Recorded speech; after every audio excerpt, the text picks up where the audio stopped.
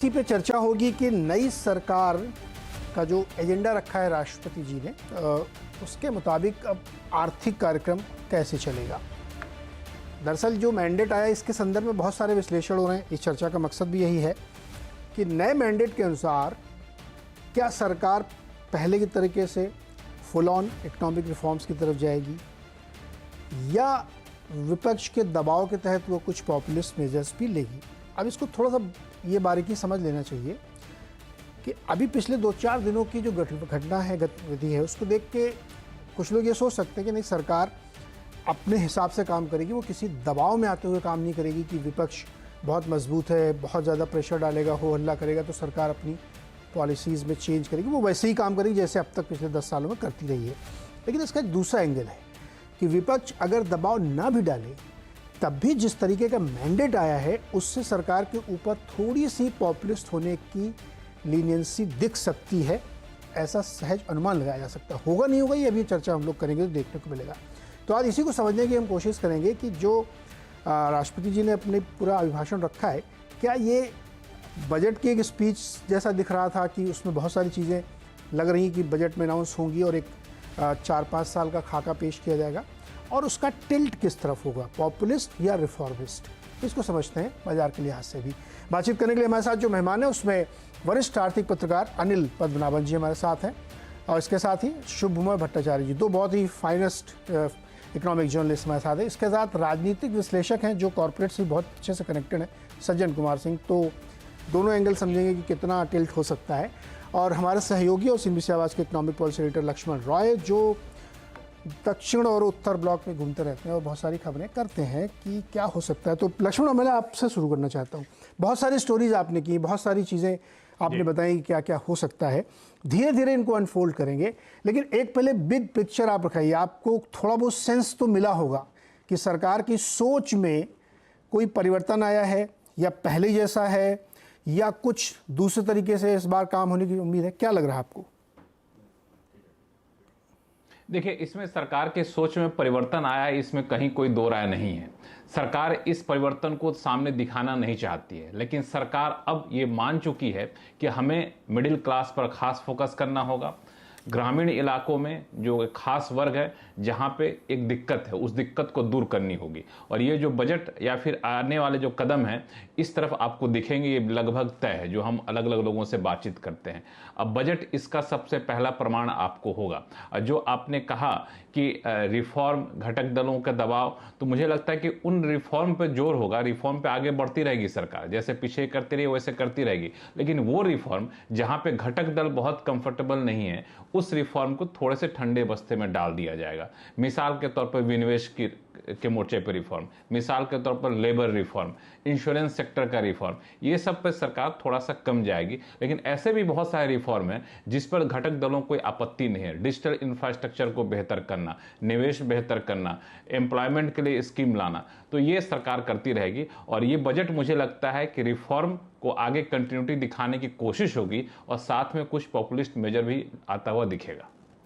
Okay, तो ये है मोटा मोटा खाका जिस पे सरकार चलेगी। लक्ष्मण, एक चीज़ यहाँ पे देखो, 3 प्रकार के दबाव सरकार के ऊपर काम करेंगे। एक उनके अपने घटक दल नीतीश जी और चंद्रबाबू जी, दूसरा विपक्ष वाला दबाव, तीसरा उनका अपना खुद का दबाव। ना, उन्होंने भी तो फीडबैक लिया होगा अपने रिजल्ट देख करके, 240 पे रुक गए हैं, तो उनको भी समझ में आया होगा कि कहीं कहीं कोई गलती करेगी। तो कौन सा ज़्यादा काम करेगा?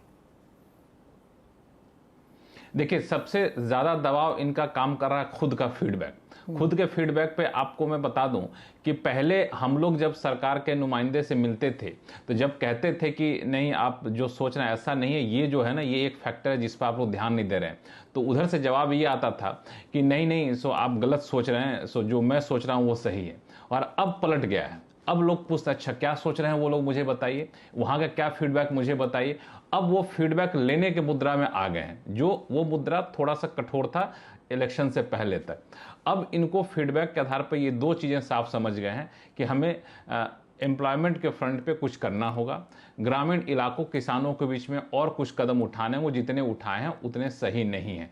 तो ये लगभग सरकार समझ गई, तो ये दबाव काम करेगा।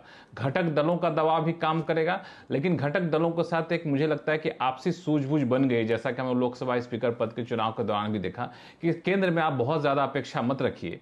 मंत्रिमंडल विस्तार में भी देखा, केंद्र में बहुत ज़्यादा अपेक्षा मत रखिए, आपको जो भी चाहिए राज्य स्तर पर हम आपको पूरी मदद करेंगे, वहाँ पर हम कोई टांग नहीं अड़ाने जा रहे हैं।